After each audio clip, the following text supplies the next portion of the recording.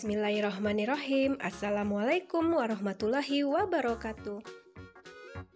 Halo, apa kabar anak-anak kelas 4 yang Ibu Uri sayangi? Semoga kalian semua dalam keadaan sehat dan selalu bersemangat menyimak video pembelajaran dari Ibu Uri. Baiklah anak-anak, sebelum belajar mari kita baca doa terlebih dahulu. Bismillahirrahmanirrahim. Raditu billahi rabbah wa bil islami dina wa bi Muhammadin nabiyya wa rasulah. Rabbi zidni ilman warzuqni fahmah. Amin ya rabbal alamin. Anak-anak, hari ini kita masih di pelajaran 2, beriman kepada Allah dan Rasulnya. Dan kali ini kita masuk ke submateri beriman kepada Rasul Allah. Nabi atau Rasul adalah manusia laki-laki yang dipilih oleh Allah untuk mengemban tugas suci dan menjadi contoh bagi manusia lainnya. Iman kepada Nabi dan Rasul artinya meyakini bahwa Allah mengutus para Nabi dan Rasul-Nya ke dunia ini untuk menyampaikan risalah kepada umatnya agar selamat di dunia dan di akhirat. Iman kepada Nabi dan Rasul merupakan rukun iman yang keempat. Nabi dan Rasul yang wajib kita ketahui ada 25 orang. Anak-anak, salah satu cara untuk mengimani Rasul Allah adalah dengan selalu meyakini ajaran yang disampaikannya, karena semua ajaran yang datang dari para Rasul datang dari Allah. Semua para Nabi dan Rasul Allah menyampaikan tentang ajaran ketauhidan atau mengesahkan Allah Subhanahu wa Ta'ala.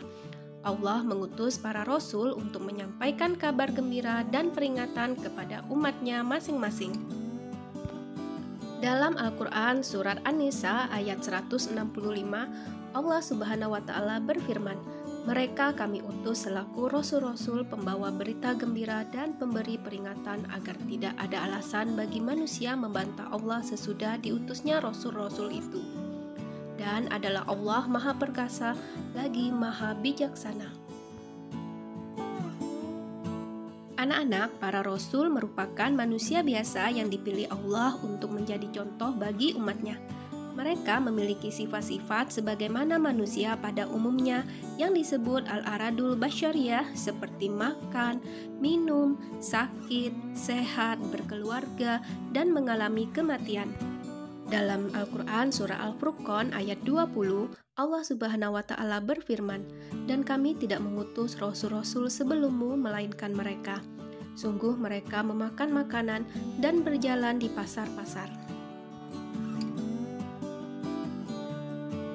Anak-anak, terdapat perbedaan antara Nabi dan Rasul. Nabi dan Rasul diangkat oleh Allah untuk mengemban tugas suci dan mulia, yaitu menyampaikan wahyu dan risalah Allah Subhanahu wa Ta'ala kepada umat manusia. Apa saja perbedaan antara Nabi dan Rasul? Yang pertama, Nabi. Nabi adalah orang yang dipilih oleh Allah untuk menerima wahyu tetapi tidak wajib menyampaikan kepada umatnya. Sedangkan Rasul adalah orang yang diutus Allah untuk menerima wahyu dan berkewajiban melaksanakan dan menyampaikan kepada umatnya. Dengan kata lain, seorang nabi belum tentu rasul, sedangkan seorang rasul sudah tentu seorang nabi. Anak-anak, jumlah nabi dan rasul sangat banyak, bahkan mencapai ribuan. Tetapi yang wajib kita ketahui ada 25.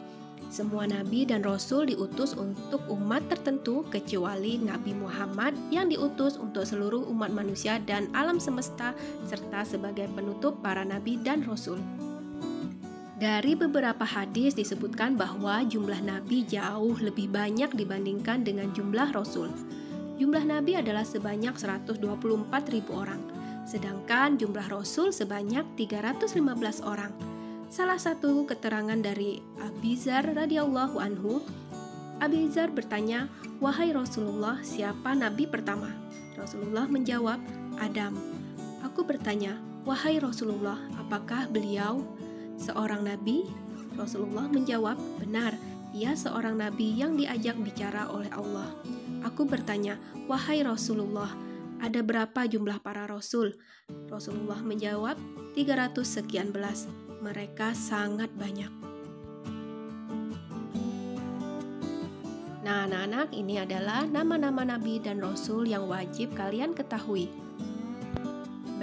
anak-anak, agar lebih mudah menghafalnya, kita sambil bernyanyi ya. Kalian dengarkan dan ikuti ibu ya. Adam, Idris, Nuh, dan Hud, Soleh, Ibrahim, dan Lut, Ismail, Ishak, Yakub, Yusuf, Ayub, dan Syu'aib, Musa, Harun, Zulkifli, Dawud, Sulaiman, Ilyas, Ilyasa, Yunus, Zakaria, Yahya, Isa, dan akhir Muhammad.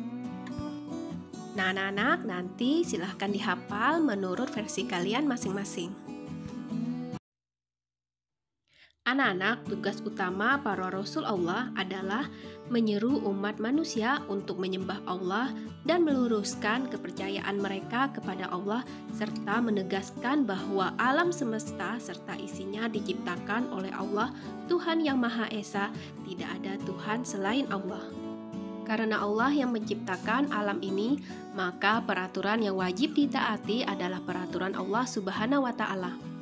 Rasul diutus untuk menyempurnakan akhlak manusia, yaitu akhlak kepada Allah, akhlak kepada sesama manusia, dan akhlak kepada alam lingkungan. Nabi Muhammad SAW bersabda, "Aku diutus oleh Allah untuk menyempurnakan akhlak atau budi pekerti yang mulia." Hadis riwayat Bukhari.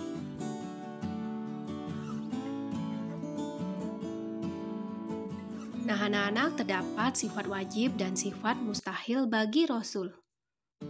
Sifat wajib bagi Rasul adalah sifat-sifat yang harus dimiliki atau yang harus ada pada diri seorang Rasul.